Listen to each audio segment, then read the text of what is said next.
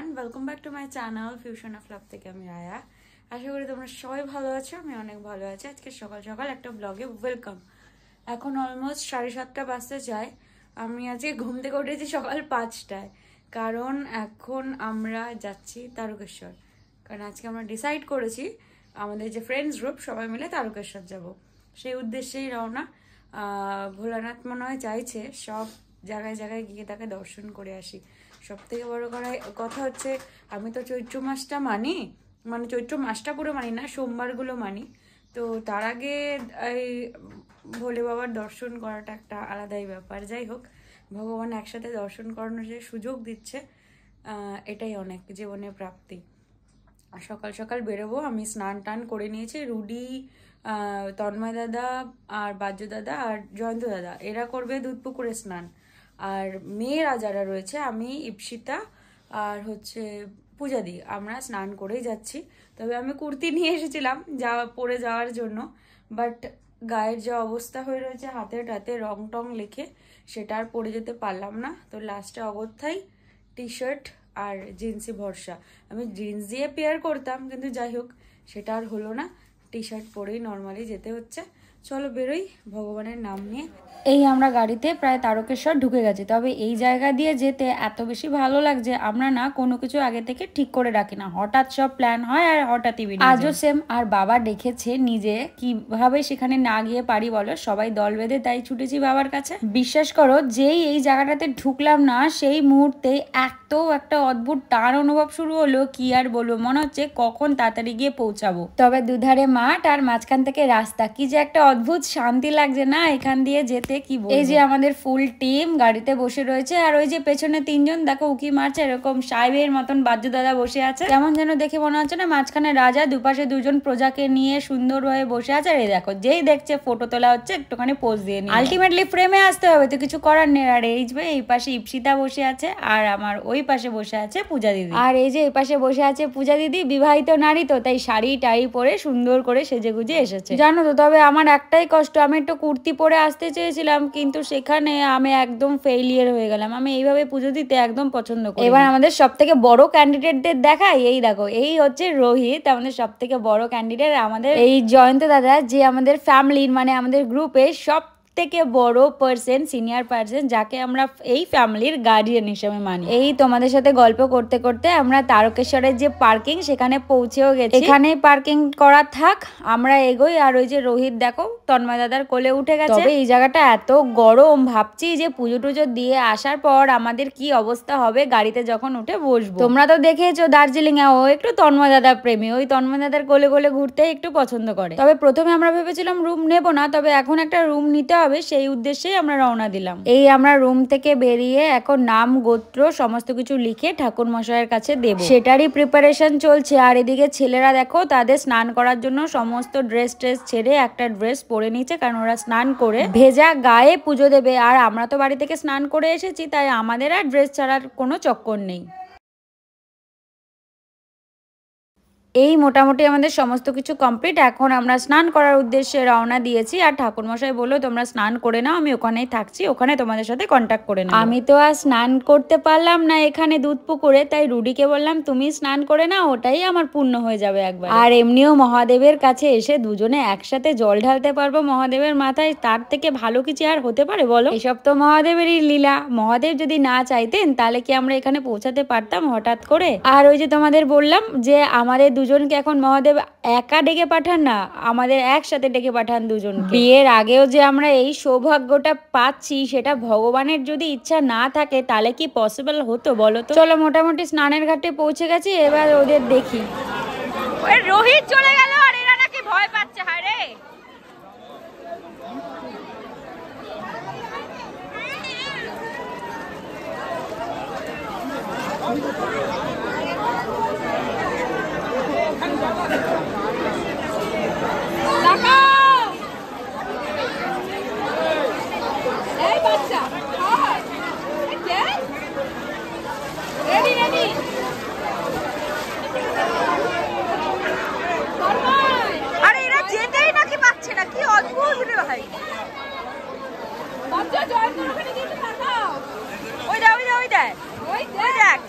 ওকে দেখ, ও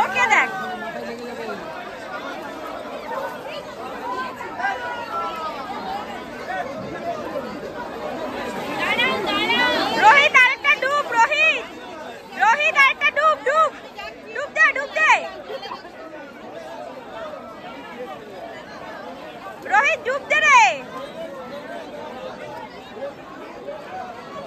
কপাল এরা নাকি এই গড়িতে স্রোতই নেই তারপরে এরা ভয় পাচ্ছে কেন এরা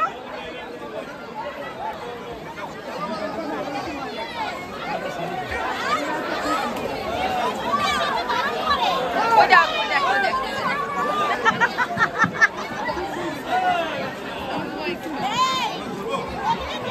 আর তো ওইদিকে যাও নাহলে ডুব দিতে পারবেও না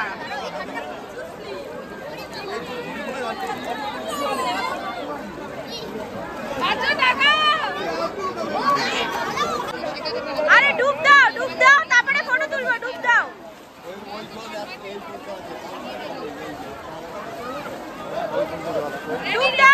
আরে বাবা আগে ডুব দাও তারপরে ফটো তুলবো ডুব দাও এই তো হয়ে গেছে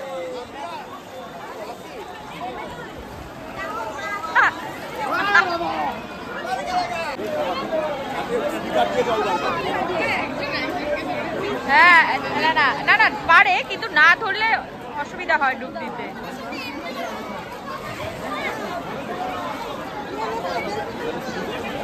না ডুবেছে নাকটা চিপে স্নান করো তাহলে জল ঢুকবে না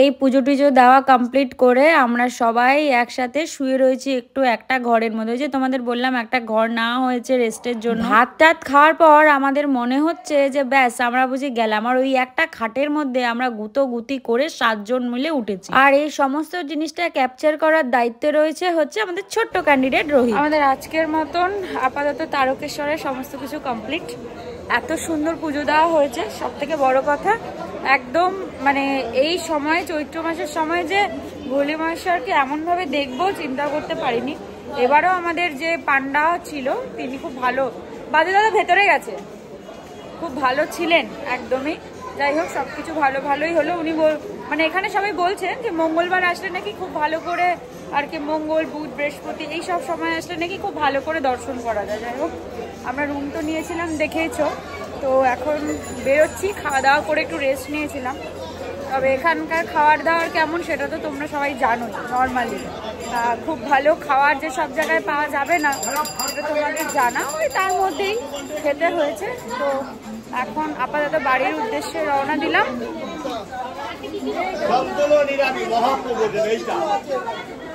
মহাদেবের নামে চলো বেরোই এবার বাড়ির পথে যাত্রা করি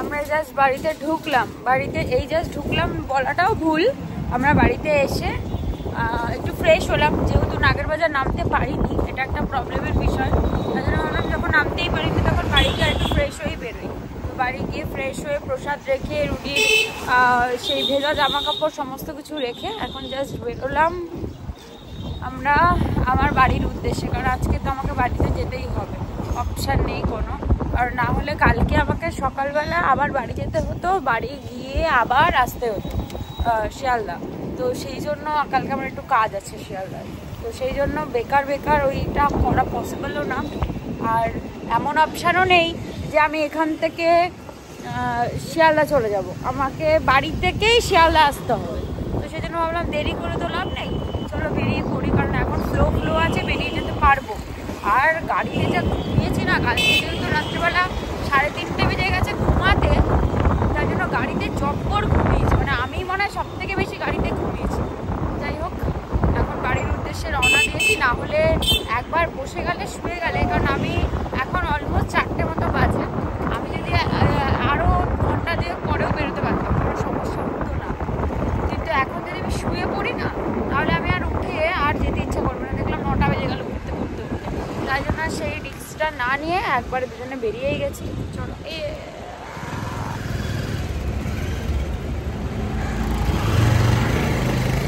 রুডি আমাকে স্টেশন অবধি দিয়ে দেন আমি বাড়ি চলে যাবো ও বাড়ি চলে আসবে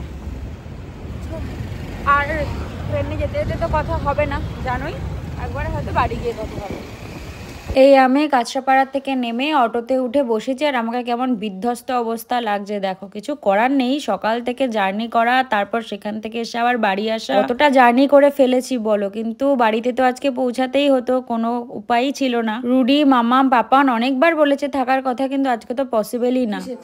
গোপলা হারিয়ে ফেলেছিল,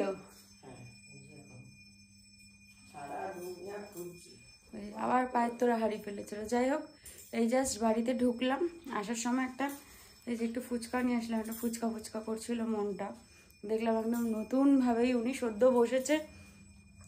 ভাবলাম প্রথমে যে আলুটা ভরেই নিয়ে আসবো, খেতে খেতেই চলে আসবো, কিন্তু তারপরে আবার দেখলাম যে ওনার জলটা যখন খুললো না, তখন দেখলাম নতুন বানানো, প্রথম জল বানানো না, ওটা খেতে বেশি ভালো লাগে। তাই বললাম ঠিক আছে চলো জল দিয়ে নিয়ে আসি, বাড়িতে বসে খাবো। আমি দোকানে আরেকজনও ফুচকা বিক্রি নিল আমার সাথেই।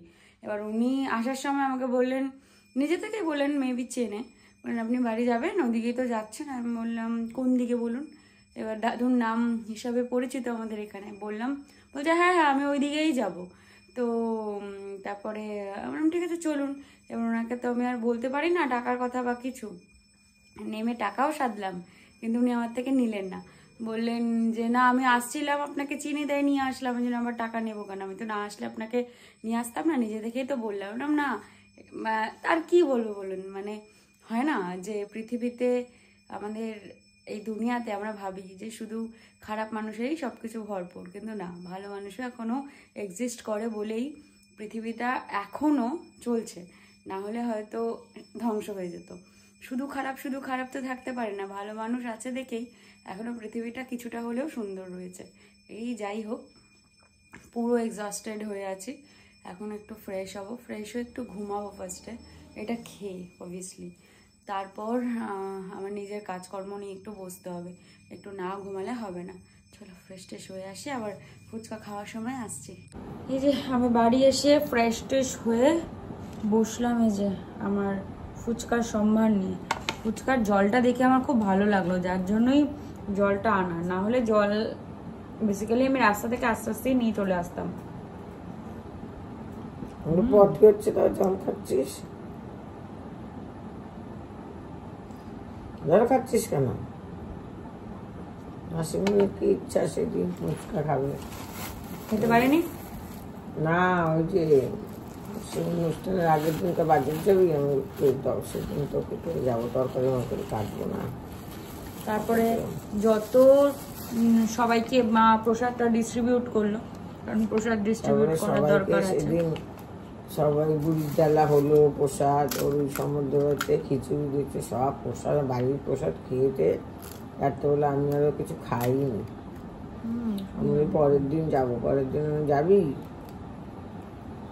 না না পরের দিন ইচ্ছা হচ্ছে না। তাহলে ঠিক আছে, তাহলে যেদিন যাবো সেদিন কালকে বলছে, বলে না কালকে খাবো না, আমি ইচ্ছা হচ্ছে না খাওয়ার। ফুচকাটা খুব সুন্দর বানিয়েছে, পেটটা ভালো নেই, একদম প্রথম জলটা মাখাতো তাই জন্য। ফুচকালাটা তুমি আবার ঘুরাই দিস কেন দোকানে? দোকানটা চেঞ্জ করেছে, খাঁচার মধ্যে করছে, এখন আপগ্রেড করেছে, যার জন্য এরকম। ওর আগেও খাঁচার মধ্যে ছিল, এটা এখন অন্য করেছে পুরো। খাও মা, ফুচকাটা খুব সুন্দর বানিয়েছে।